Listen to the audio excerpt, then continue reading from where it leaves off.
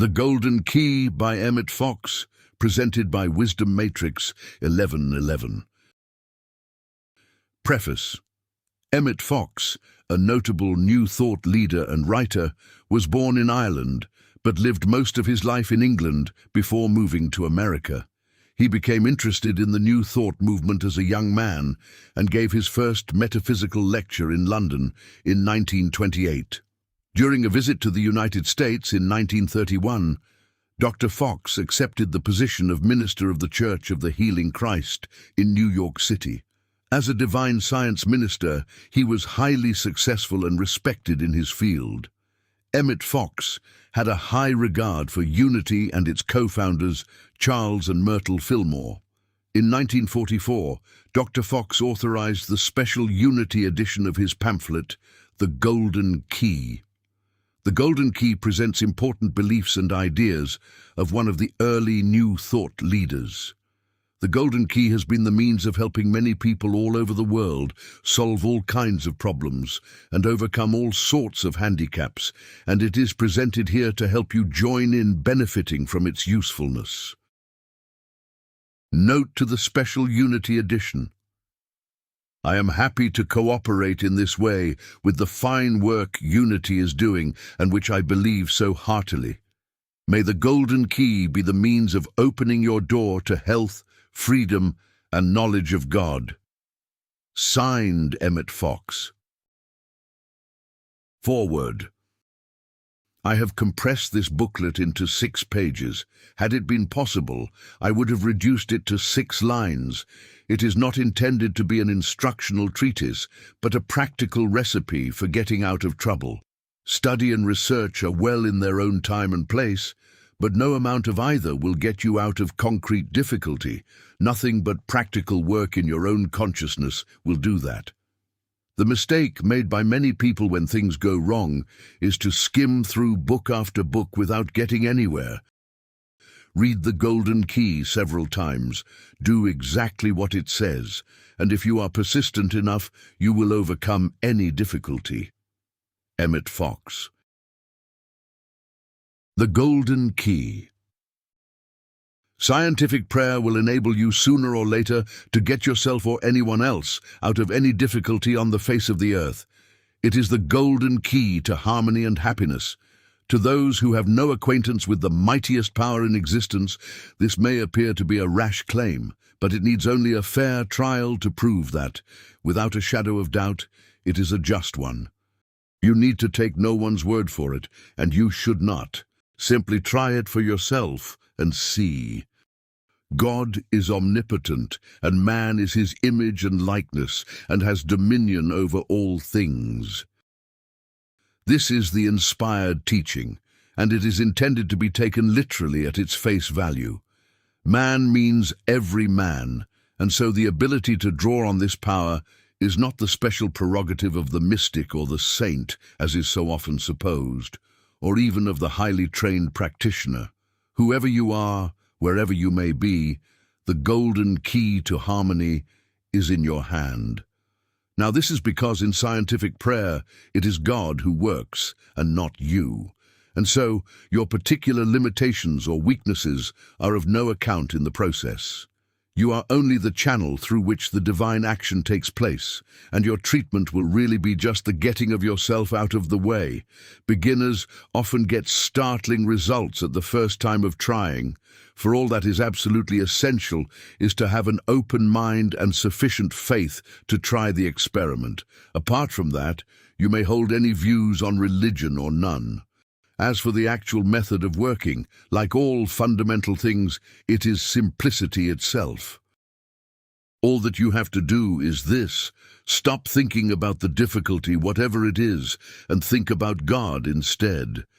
This is the complete rule, and if only you will do this, the trouble, whatever it is, will presently disappear.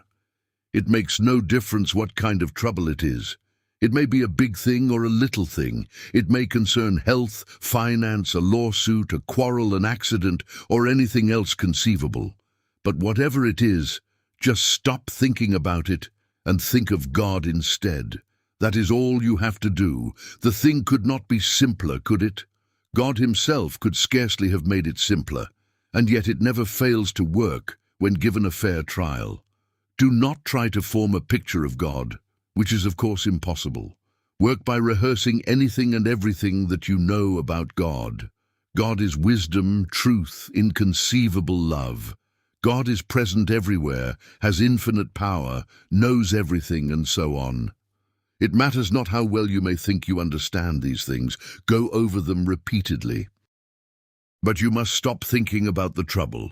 Whatever it is, the rule is to think about God. And if you are thinking about your difficulty, you are not thinking about God. To be continually glancing over your shoulder, as it were, in order to see how matters are progressing is fatal, because that is thinking of the trouble, and you must think of God and nothing else. Your object is to drive the thought of the difficulty right out of your consciousness for a few moments at least, substituting for it the thought of God. This is the crux of the whole thing. If you can become so absorbed in this consideration of the spiritual world that you really forget for a while all about the trouble concerning which you began to pray, you will presently find that you are safely and comfortably out of your difficulty, that your demonstration is made.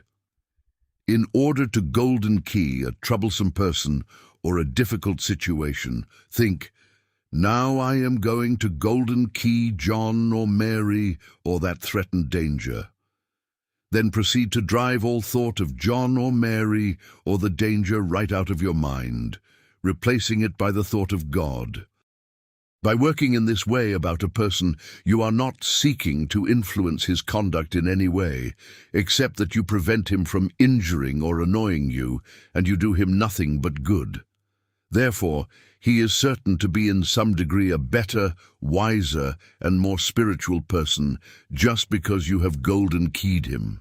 A pending lawsuit or other difficulty would probably fade out harmlessly without coming to a crisis, justice being done to all parties concerned. If you find that you can do this very quickly, you may repeat the operation several times a day with intervals between. Be sure, however, each time you have done it, that you drop all thought of the matter until the next time. This is important. We have said that the golden key is simple, and so it is. But of course it's not always easy to turn. If you are very frightened or worried, it may be difficult at first to get your thoughts away from material things. But by constantly repeating some statement of absolute truth that appeals to you, such as, there is no power but God, or I am the child of God, filled and surrounded by the perfect peace of God, or God is love, or God is guiding me now, or perhaps best and simplest of all, just God is with me. However mechanical or dead it may seem at first, you will soon find that the treatment has begun to take and that your mind is clearing. Do not struggle violently. Be quiet, but insistent. Each time that you find your attention wandering, just switch it straight back to God. Do not try to think out in advance what the solution to your difficulty will probably turn out to be. This is technically called outlining and will only delay the demonstration.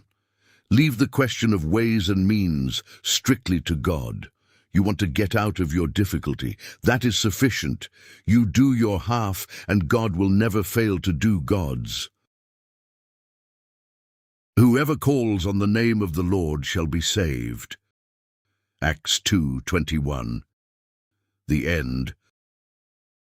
Thank you for tuning in to Wisdom Matrix 1111. Please help support the channel by hitting the subscribe button and liking the video. May the golden key be the means of opening your door to health, freedom, and knowledge of God. Peace.